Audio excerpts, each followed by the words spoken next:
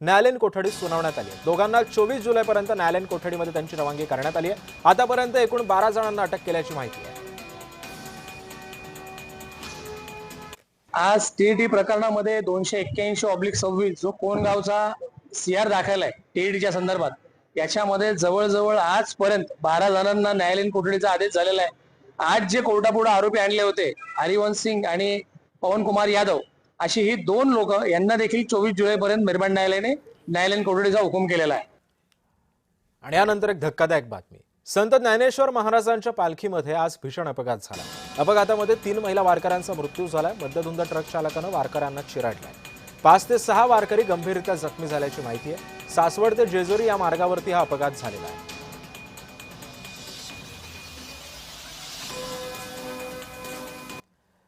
दरम्यान वारकऱ्यांच्या अपघातासंदर्भात मुख्यमंत्र्यांकडून दुःख व्यक्त करण्यात आलंय। मृत वारकऱ्यांच्या वारसांना 5 लाखांची मदत जाहीर करण्यात आली आहे। मुख्यमंत्री देवेंद्र फडणवीसांनी ही माहिती दिली आहे। संत ज्ञानेश्वर महाराजांच्या पालखी सोहळ्यादरम्यान सासवड ते जेजुरी मार्गावर झालेल्या अपघातामध्ये 3 महिला वारकऱ्यांचा मृत्यू झाला होता।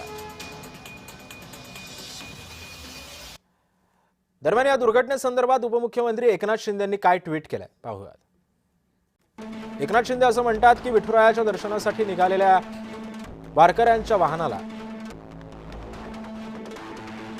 जेजुरी परिसरामध्ये अपघात झाल्याची घटना अत्यंत वेदनादायक आहे।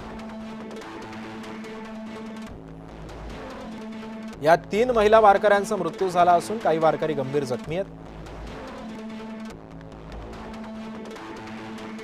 जखमींना रुग्णालयामध्ये उपचारासाठी दाखल करण्यात आला असून उपचार सुरू आहेत। ही घटना दुर्दैवी असून वारीमध्ये संपूर्ण सुरक्षितता आणि सावधानतेच्या उपाययोजना करण्याच्या सक्त सूचना संबंधित यंत्रणांना दिलेल्या आहेत। वारकऱ्यांच्या सुरक्षेस सरकार सर्वोच्च प्राधान्य देत आहे।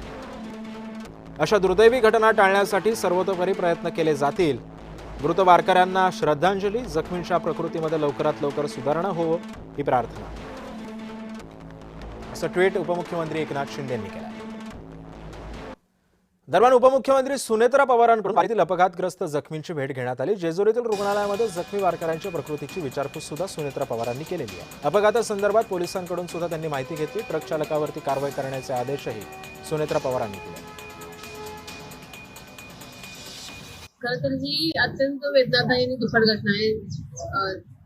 एक ट्रक वारीमध्ये घुसला आणि त्याच्यामध्ये जवळजवळ 9 महिला जखमी आणि त्यातल्या 3 महिला मृत्यू पावलेल्या आहेत। त्यांना मी भावपूर्ण श्रद्धांजली वाहते।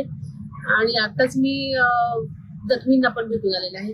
काहींचं थोडंसं फ्रॅक्चर झालेलं आहे आणि काही मुकामार लागलेला आहे, त्यामुळे ते चांगले आहेत। बाकीच्या सगळ्या स्त्रिया सूचना दिलेल्या आहेत की त्यांना सर्वतोपरी मदत करा, अशा मी प्रशासनाला सूचना दिलेल्या आहेत। आणि मृत व्यक्तींना आपल्याला माहिती आहे की GR आपल्या महाराष्ट्रात मागेच निघालेला होता।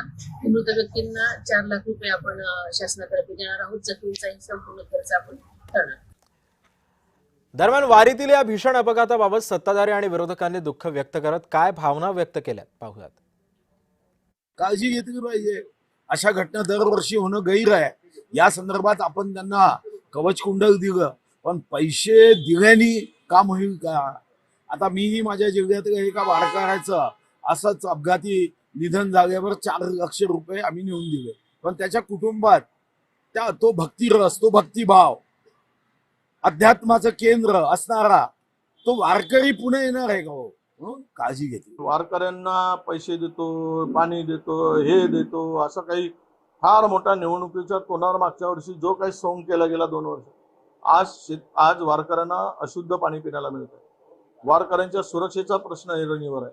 वारकऱ्यांची सगळी हाल यावेळेस होत आहेत। हे सगळं वारकऱ्यांच्या अनेक तक्रारी येत आहेत। वारकऱ्यांच्या या दिंडीमध्ये जो अपघात झालाय तो अत्यंत दुर्दैवी आहे। 3 महिलांचा त्यामध्ये मृत्यू झालेला आहे, 6 जण जखमी आहेत आणि ज्या ट्रकमुळे अपघात झाला तोही वारकऱ्यांचाच होता।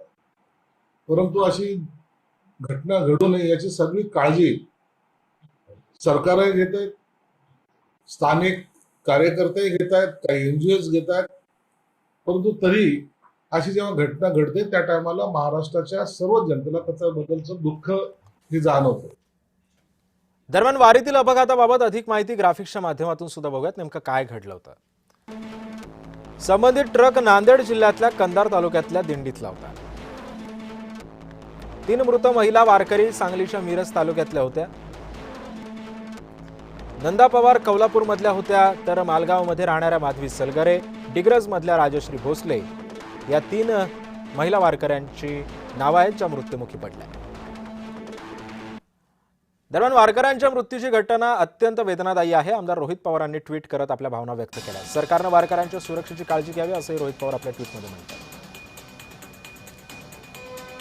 रोहित पवार असं म्हणतायत की दिंडीतील वाहनानं धडक दिल्यानं जेजुरीजवळ 3 वारकऱ्यांचा दुर्दैवी मृत्यू झाला. ही घटना अत्यंत वेदनादायी आणि दुःखद आहे. यामध्ये काही वारकरी जखमी झाले, ते लवकरात लवकर बरे व्हावेत ही प्रार्थना. हा अपघात कसा झाला याची सखोल चौकशी करा. पुन्हा अशी घटना घडू नये याची दक्षता सुद्धा घेण्यात यावी असं रोहित पवार आपल्या ट्विटमध्ये म्हणतात. प्रशासनाने योग्य त्या उपाययोजना कराव्यात. वारकऱ्यांच्या सुरक्षेची पूर्णपणे काळजी घ्यावी ही विनंती.